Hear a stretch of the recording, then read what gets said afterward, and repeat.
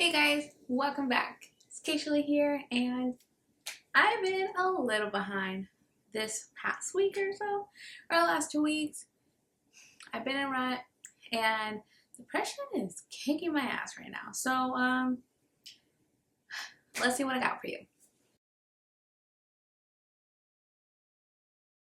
On today's video, I'm going to be reviewing my fantasy book of this month. It is going to be part of a series, so I will give you my thoughts, my opinions, and all that good stuff that has to do with this book, but I will not be giving you any spoilers because this is a continued series. I did enjoy it. I think this one probably made some tears come out. This one's a thick book, okay? That will be The Throne of Broken Gods, and it's the second book in the Gods and Monsters series by Amber v. Nicole. So this is what the cover looks like. It's nice, right? Look how thick it is. I think I read this in about a week. Just about a week. In the second book of this series, we have Diana leaving Liam during a major event that has happened, and she can't wrap her head around it. The way I think about it is, you know, if you watch Vampire Diaries and they turned off their feelings, yeah, picture that. That is exactly what's going on with Diana currently. And as a mortally great character, I feel like her part was done so well, and just like how they portray her, and they know what's coming because of the sound and how like everything shakes and things like that. And Liam over here just feeling horrible and realizing like Sandcal would never have felt this way, blah blah blah blah blah.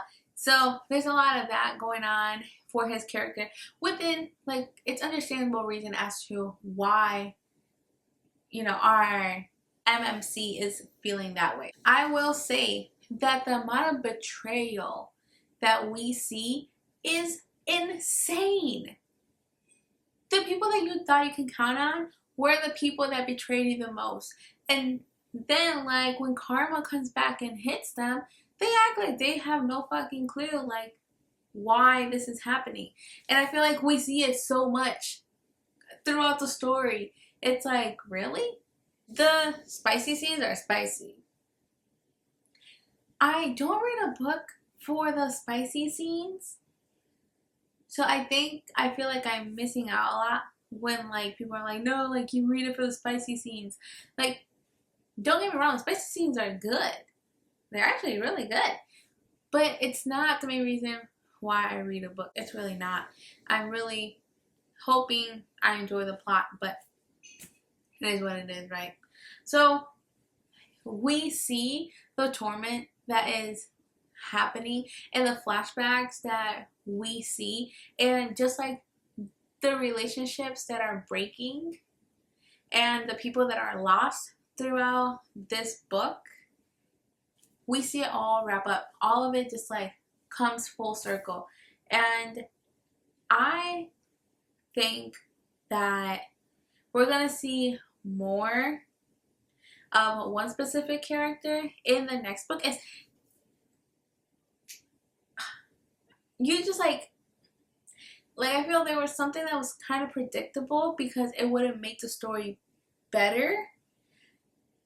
And I thought about it in the first book, but I didn't think it actually would happen. So now I'm like, oh my god. Like, oh my god, this is like for real. So I can't wait to start the third book.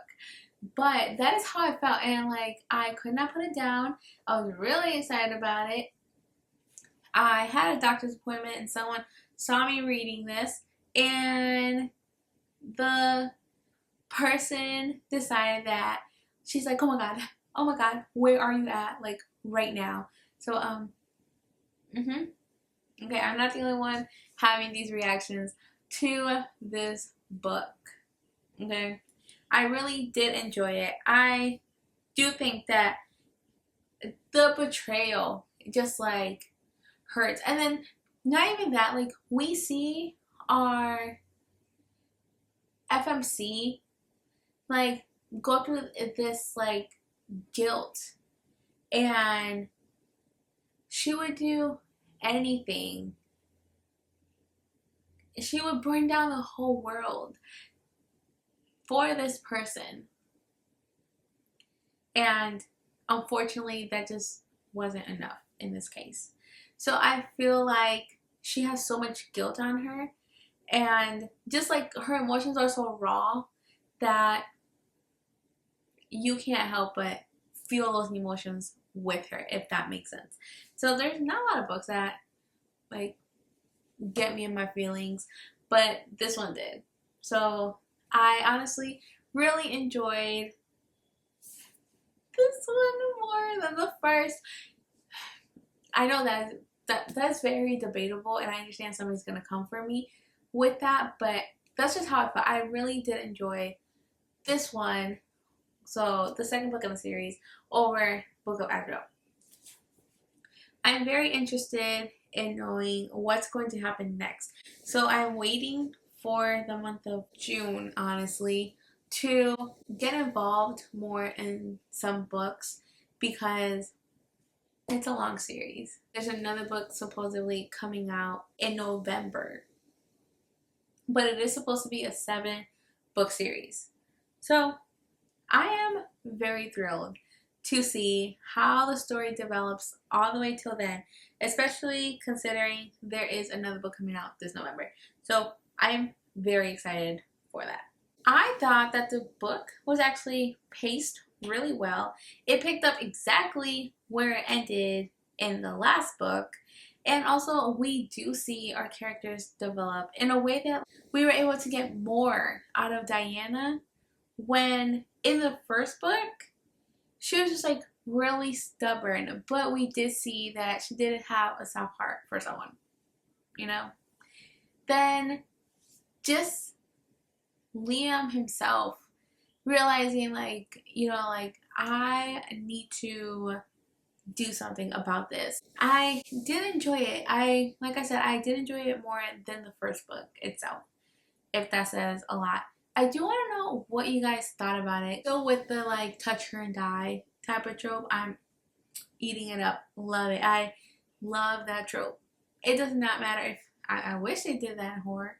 Can somebody make a horror spicy book? Or do they have those? I need to do some digging, okay? Can you like remind me of that, right? Remind me that I need to do that. Also, like just I love having a mortally gray man in a book, but having a mortally gray FMC. Ooh, I enjoy that so much. You guys tell me what you think about that. The cliffhangers. I don't know about you guys, but the cliffhangers. Just the ending makes me feel like we might be officially out of enemies to lower territory. A lot was given, and we see Diana's character change so much towards the end of the book that I'm not sure how the next book is going to connect them and keep the same vibe going, because till this point they have been like enemies who slept together, right? So I'm very interested how we proceed. That is my opinion. I ratted forever. I'm very sorry. But yeah, this is the book that had me in my feelings. That being said, I'm going to leave this video here because that concludes my romantasy book for the month of April. Again, this month was very hard. I am still trying to get through the last book that I have. I'm going to leave this here and hopefully I will finish that book, because for what is left of the month, I feel like I can finish it. It's the last book that I have for the month and I'm almost there, just not quite finished. So that being said, I will see you guys tomorrow for another video, because I have some videos to catch you guys up on. Alright then, I'll see you later, guys. Bye.